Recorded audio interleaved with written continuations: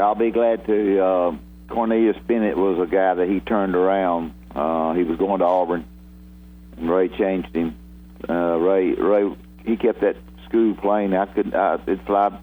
It's gone all the time. Anybody in work. He wouldn't let you borrow it. He wouldn't let you borrow the plane. Well, he would. Ray was good to me. Ray treated me great. I can't think of anybody I enjoy working with him more than Ray. So we appreciate him being on the show today. How you doing, Ray? You're my favorite coach, Wimp. Well, I don't know about that. The music started there with Berline and Cornelius Bennett. I said, well, they're reaching back in time now. Yeah, we did. We reached back in time for it. We tried to. Well, that was our producer, James Hardy, that did that. Dad and I aren't smart enough to figure out how to go do that stuff. He's good. Well, tell James he did a great job. I want to know, I don't ever, Jalen Hurts is a heck of a quarterback. He's a little bit flimsy with it sometimes. Maybe he's just cooler than I like. I mean, he's I shouldn't even say that, but he kind of scares me a little bit. And how do you like him as a quarterback? I know you like him, but what are your feelings about him? I like him as a quarterback, Wimp, because he has the best composure of maybe, I would put him into Johnny Unitas, Joe Namath, in that category. Okay. When you talk about the kid's composure, nothing rattles him. So far, not one thing has rattled this young man, and that's what you want playing quarterback. Yeah. And his physical abilities speak for themselves because he's a good runner and he's got plenty of arm strength and accuracy, and I just really like it. Yeah. Well, I do too. Sometimes he scares me a little bit, but those long, tall defensive linemen that come in there with their arms up, sometimes it's hard to get the accuracy you want to get. But he's a heck of a player. You're right. Yeah, but I think he's going to be a great one. Yeah. He's already a great one. Yeah, he's had a great year. I think he'll be first team All SEC. And beginning of the season, Alabama was trying to figure out who their quarterback was going to be. Coach, the Alabama fans don't have much to complain about, but of course they do. That's the way they are. And a lot of them don't like Lane Kiffin's play calling, which I think is silly. I don't know. I want to get your take. Football. When you watch Alabama play, what do you think about Lane Kiffin as a play caller? Well, all I can say is how many wins they got. Exactly. Yeah. Huh? Yeah. Well, how many ball games have they won? 23 in a row, I think, Coach. and well, they got to fuss about something though. Yeah. It's kind of hard to fuss about Saban because he don't do anything wrong. Yeah. You know what I'm saying? Right. Everything he does turns to gold. But and he does a really good job. We're kind of off the cuff here, but he's the best coach in the country right now, and I don't mind saying that. But Kiffin, all I say is how many games have they won? Yeah. It's not like they're losing games. Well, defensively, I think he's done an excellent job. You don't have fans when you have a bad play every once in a while. They blame that on the coach, not the players.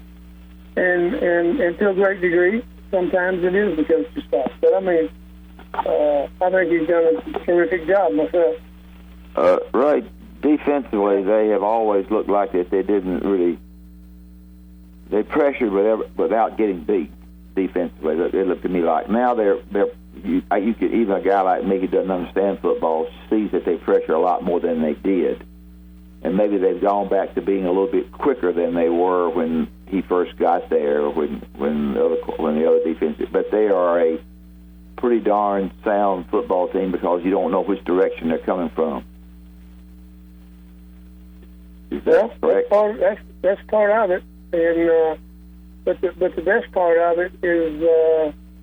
They've got them moving around, running around, and hitting people and being aggressive.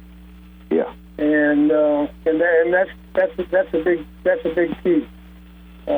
get your defensive team to play aggressive every down, you got a chance.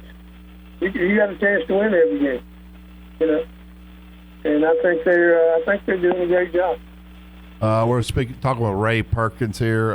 Coach, do you like the new playoff system? I know they had the rankings last night, and everybody's trying to figure out if Washington loses, who's going to slide in there. Do you like the way this thing is set up now?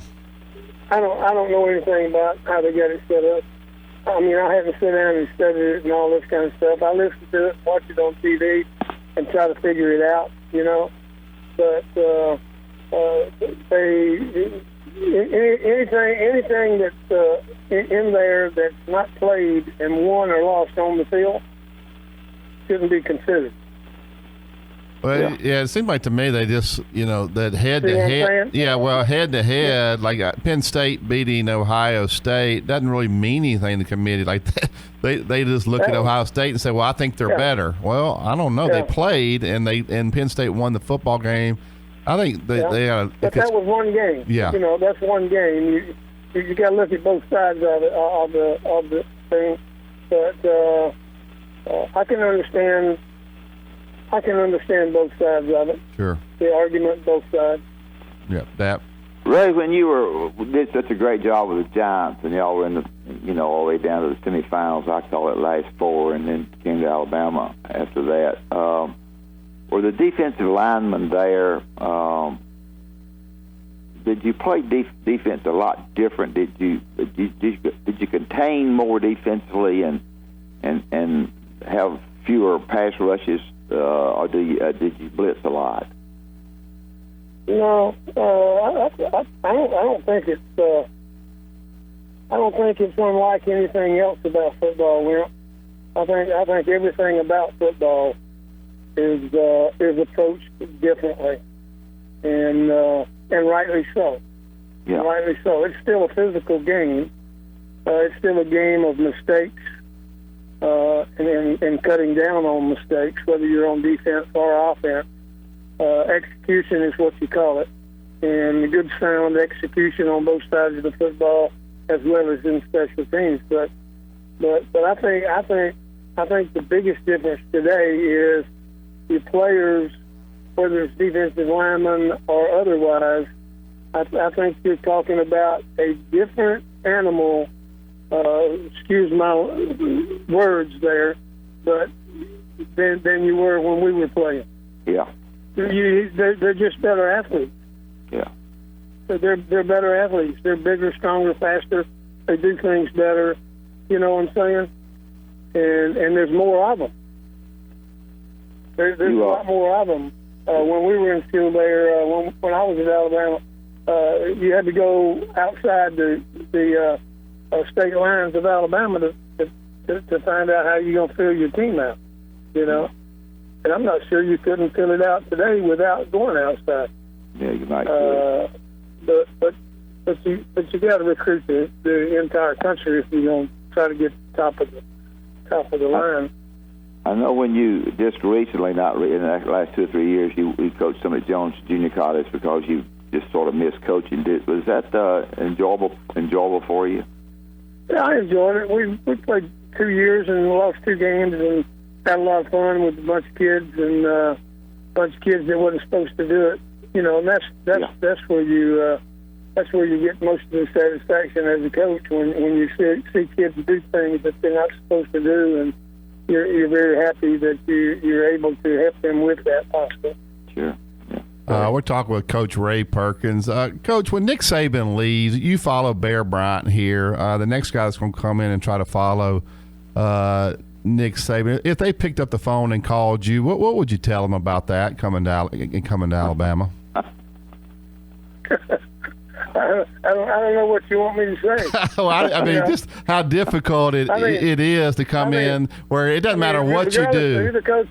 Regardless of who the coach is,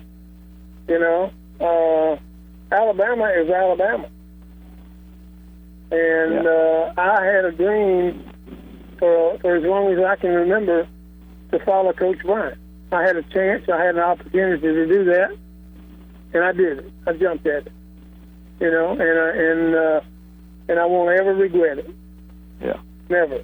And I just love the guy that I followed, and I love the school. I still love the school. I'll support him in any way I can. And you know, that's what you're going into. Whoever follows Saban is going to have a tough job. I would think. Yeah. You know, his job is going to be pretty tough because we hadn't lost a game in how many years? Well, he lost one, I guess, last year to Ole Miss, but I think it's been 23 straight, and they've been ranked number one at some point during the season every year since 2008, which is pretty good accomplishment. So. Yeah. Are you still playing golf? Yeah, I'm playing golf. I'm playing at it. I swing the golf club and hit the ball a little bit. Yeah. Barry, I was playing with Ray one time. It was on about number 5 in Tuscaloosa. I didn't have any much, and Ray hit it out of bounds. And he turned to the guy we was playing against. He and I were playing. He said, "I double the bet." After he hit it out of bounds, and I turned to Ray and said, "Ray, I wasn't in the Super Bowl."